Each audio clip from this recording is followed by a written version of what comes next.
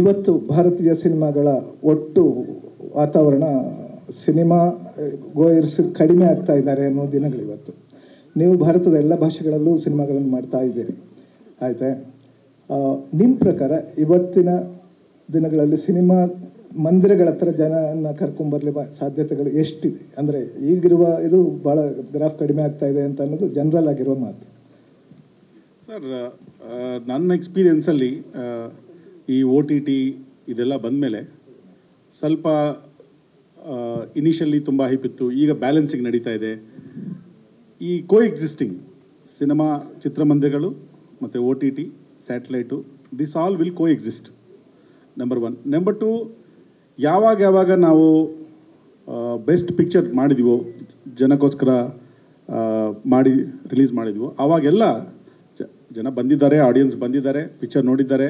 ಅದಕ್ಕೆ last year we had big hits, ತುಂಬ hits ಬಂತು. ಎಲ್ಲ ಬೇರೆ ಬೇರೆ ಲ್ಯಾಂಗ್ವೇಜಿಂದ ನೋಡಿ ತುಂಬ ಬಂದಿದೆ.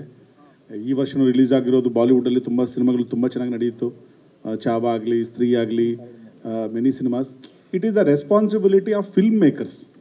Actually, instead of putting it outside blame on anybody else, we should take the responsibility saying that let us make that kind of a movie which can attract entire crowd, entire audience. So I think our prayatnadalli we are trying to bring the best of the people, best of the technicians. Sometimes best hero, best technician siktare, best story iralla. Sometimes maybe best maker iralla, best hero story irutte. It's a combination. When there is a combination, I always believe 1 + 1 will become 11, not 2. That missing is only synergy. That is what we are trying to bring together. Therefore, whatever movies that we are doing, I personally think that people will love them. Different genres, different kind of movies ಮಾಡ್ತಾ ಇದೀವಿ. You will see in Kannada also soon we are going to announce something very different. ನನಗೆ ನಂಬಿಕೆ ಇದೆ, KD ಆಗಲಿ, ನಾವು ಬೇರೆ picture ಏನೇನು ಮಾಡ್ತೇವೆ ಅದಾಗಲಿ ಖಂಡಿತ ಜನಾದರಣೆ ಸಿಕ್ಕತ್ತೆ. People will love those movies ಅಂತ. ಕನ್ನಡದ್ದು ಇನ್ನೊಂದೆರಡು ಸಿನಿಮಾಗಳು ಇರ್ಬೇಕು, ಈಗಾಗಲೇ ನಮ್ಮ ಒಂದು ರೆಡಿ ಆಗ್ತಾ ಇರ್ಬೇಕಲ್ಲ. ಎಷ್ಟು ಜೊತೆ ನಿಮ್ಮ ಕಾಂಬಿನೇಷನ್ ಇದ್ದಂಗಿದೆ ಅಲ್ಲ? Yes sir. ಅದೇ ನಾನು ಅದ್ರ ಬಗ್ಗೆ ಇಲ್ಲಿ ಪ್ರಶ್ನೆ ಕೇಳೋದಿಲ್ಲ. ಅದೇ How many times you have revised your budget for Mr. Prem?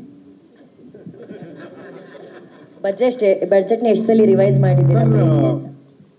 You know, when I heard the story first time, ನಾನು ಸ್ಟೋರಿ ಕತೆ ಕೇಳುವಾಗ ಡೀಟೇಲಾಗಿ ಕೂತ್ಕೊಂಡಿದ್ವಿ. ಏನು ಹೇಳ್ಬೇಕು ಅನ್ಕೊತಾ ಇದ್ವಿ, ಈ ಕಥೆಯಲ್ಲಿ ಏನು ಸೀನ್ಸ್ಗಳಿದೆ, ಯಾವ ಥರ ಸೆಟ್ಸ್ ಬೇಕು, ಯಾವ ಥರ ಟೆಕ್ನಿಷಿಯನ್ಸ್ ಬೇಕು. So there is one budget for making, there is one budget for artist, there is one budget for technicians. Correct? So correct. So the making ನಾವೇನು ಅನ್ಕೊಂಡಿದ್ವಿ ಮೋರ್ ಆರ್ ಲೆಸ್ ಅಲ್ಲೇ ಮಾಡಿದ್ವಿ. But by then technicians and artist ಈ ಪಾತ್ರಕ್ಕೆ ಇವರು ಆದರೆ ಚೆನ್ನಾಗಿರ್ತಾರೆ ಅಂತ ಅವ್ರ ಫೀಸು ಎಲ್ಲ ಆ್ಯಡ್ ಮಾಡಿದರೆ ಸ್ವಲ್ಪ ಡಿಫ್ರೆಂಟಾಗಿ ಚೇಂಜ್ ಆಗುತ್ತೆ. That is a personal call. No, ಈಗ ಸತ್ಯವತಿ ರೋಲ್ ಯಾರಾದರೂ ಮಾಡ್ಬೋದಾಗಿತ್ತು. But we chose saying that okay, Shilpa ಅವ್ರು ಬಂದು ಮಾಡಿದರೆ ತುಂಬ ಚೆನ್ನಾಗಿರುತ್ತೆ, ಅವರು ಕನ್ನಡದಿಂದ ಹೋಗಿರೋರು, ಆ ಕ್ಯಾರೆಕ್ಟರ್ಗೆ ವೇಟೇಜ್ ಬರುತ್ತೆ. That's a call. So therefore that will have impact on budget.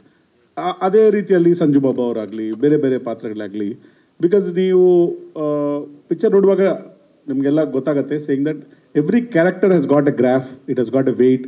V need somebody who is known to carry it. So ಅದಕ್ಕಾಗಿ more or less what we thought is where we have finished ಅಂತ ಹೇಳ್ತಾರೆ ಮೇಕಿಂಗಲ್ಲಿ. Thank you.